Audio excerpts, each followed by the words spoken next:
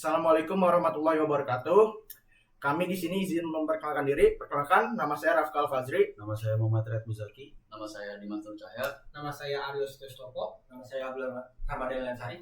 Di sini kami akan mempresentasikan olahan dataset student performance yang kami ambil dari Kaggle. Dan data ini kami olah dengan machine learning metode classification. Oke, pada kesempatan kali ini saya akan melakukan dataset. Yang pertama saya ingin mau import pandas SPD, import matplotlib, pyplot splt, import seaborn SNS. Lalu di sini ada set dari SNS-nya untuk style, untuk warna di bagian background dari sebuah data setnya. Lalu saya membuka di data frame. Ini sebuah variabel yang dimana kita juga bisa mengganti bukan def aja, tapi bisa nama saya sendiri, Rama bisa. Tapi saya lebih menamakan df. Lalu membaca dari si file CSV-nya tersebut. Karena kita menggunakan Kaggle, itu kita bakal mengambil atau mengimport dari data tersebut. Kalau tidak salah ada di Oke. Dan df-nya ini tanpa ada pd.redshape-nya itu menampilkan dari data set tersebut. Di sini memiliki 16 kolom dengan 1000 data. Lalu di sini saya memvisualisasikan dari dataset di atas. Yang pertama di sini ada exam score untuk melihat skornya dengan ada title. Di sini ada isplot df. Ini adalah sebuah histogram yang di dalam visualnya sudah terlihat. Di sini adalah sebuah histogram. Lalu ya, ini sebuah labelnya, diberi label. Lalu ada PLT show. PLT show ini untuk menampilkan visualnya. Oke, mungkin dari sini akan dilanjutkan oleh teman saya, yaitu Dimas Cahya. Oke, baik, di sini kondisinya dataset dari student habit performance sudah saya simpan ke dalam olahan datanya, yang dimana tadi belum ditaruh di dalam olahan data ini. Di sini saya akan memulai data pre-processing, yang dimana saya di sini menuliskan def dropna untuk menghapuskan data yang memiliki nilai kosong. Yang ketika kita inputkan def info, maka di sini menghasilkan data-data yang sudah tidak ada data kosong di dalamnya. Selanjutnya saya menggunakan create target labels, di mana jika skornya di bawah 60 maka menghasilkan low, jika skornya di bawah 80 maka hasilnya medium, dan jika selain itu maka hasilnya adalah high. Fungsi ini disimpan ke dalam exam score dan nanti hasil akhirnya akan disimpan ke dalam data frame performance. Selanjutnya saya menggunakan input categoricals, di mana di sini mengubah data categorical menjadi data numerik. Dan terakhir di sini adalah train test split, di mana X-nya adalah kolom-kolom selain exam score, performance, dan student ID, dan Y-nya adalah kolom dari performance itu sendiri. Untuk selanjutnya saya membagi latihan menjadi train dan test. Untuk train itu 80% dan untuk test itu 20%. Penjelasan mengenai model building akan dijelaskan selanjutnya oleh Aryo Setia Sutopo.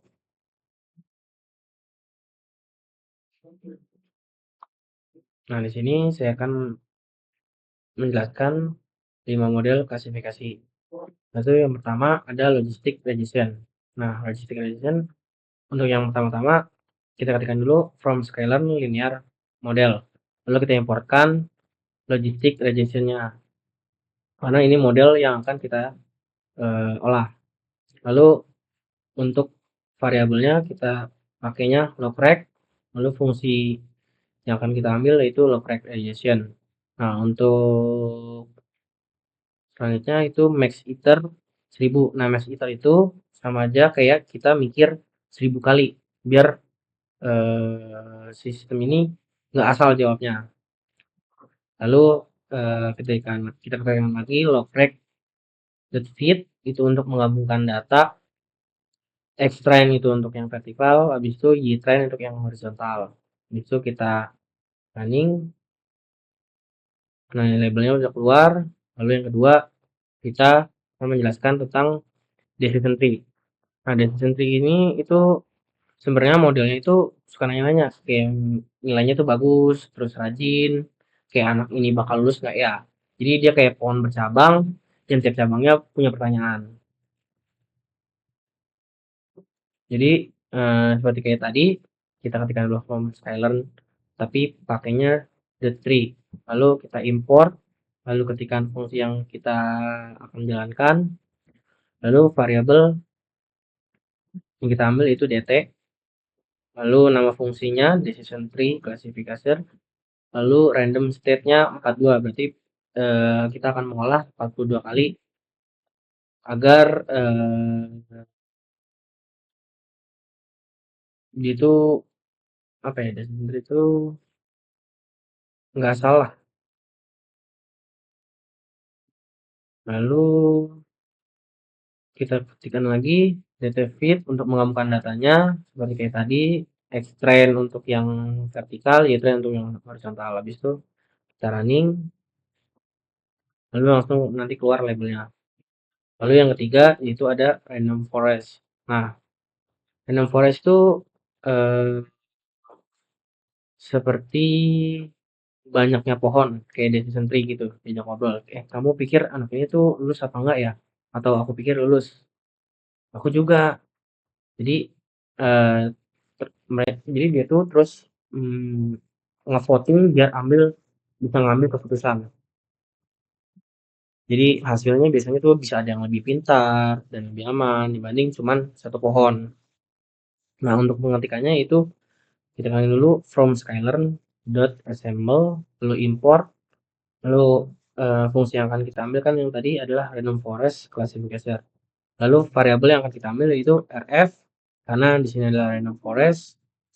Kemudian habis itu fungsinya random forest classification, lalu kita ketikkan random state 42. Kenapa saya ambil 42? Biar datanya itu selalu keolah biar pas gitu.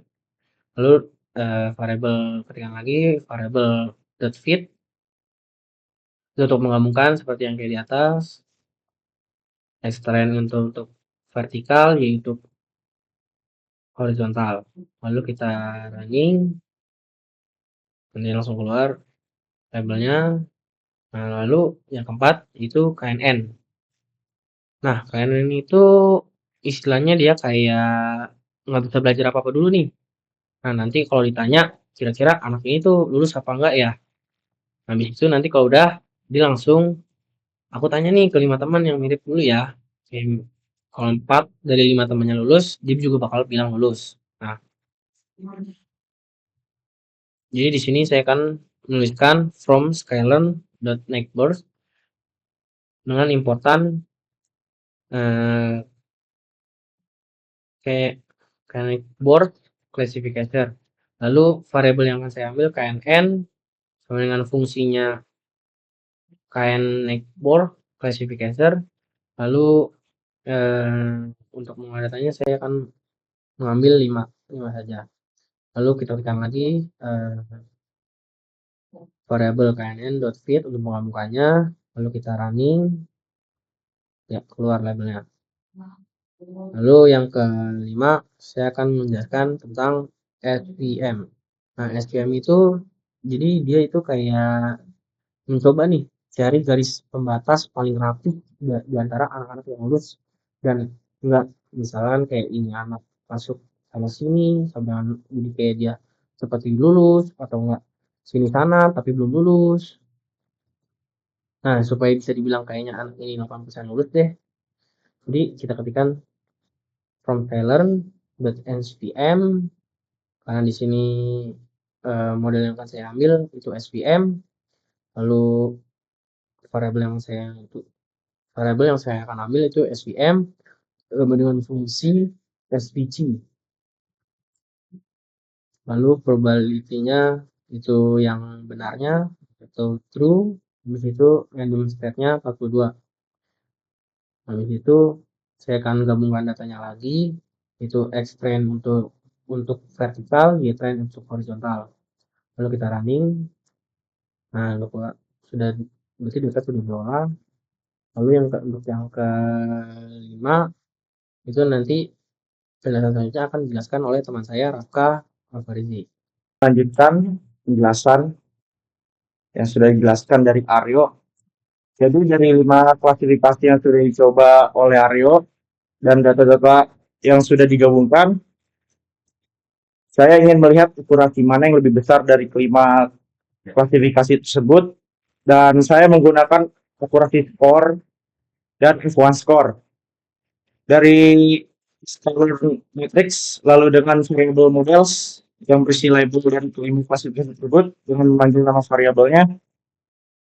Akurasi skor itu mengukur prediksi yang benar dari keseluruhan prediksi dari F1 score average weighted. Itu adalah logistic regression akurasi 0.81, F1 score-nya 0.81, efficiency akurasinya 0.71, F1 score-nya 0.71 juga, random forest akurasinya 0.77, F1 score 0.78, PMN akurasinya di 0.56 dan F1 score-nya 0.56, SPM-nya akurasi 0.43, F1 score 0.26. Jadi di sini kita besarnya ada di logistic regression dengan akurasi 0.81 dan F1 score 0.81.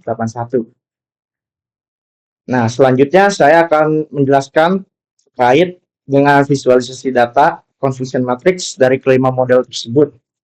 Yang pertama di sini ada confusion matrix logistic regression. Di sini ada datanya, visualisasi datanya ya. Dan berikutnya di sini ada decision tree. Di penjelasan mana yang lebih kecil dan tinggi sesuai warna yang sudah ada di sini. Kemudian ada random forest, lalu KNN, dan yang terakhir ada SPM. Sekian presentasi dari saya, mungkin selanjutnya akan dijelaskan oleh teman saya Muhammad Riyad Muzaki. Di sini saya akan melanjutkan dari teman saya. Yang pertama itu jadi gini, si modul random forest itu bilang fitur ini tuh nggak penting loh, ya yang itu nggak begitu penting gitu loh. Jadi kita ambil nilai yang lebih penting aja. Di sini tuh ada fitur importance ini. Terus kita catat nama-nama fiturnya di X column.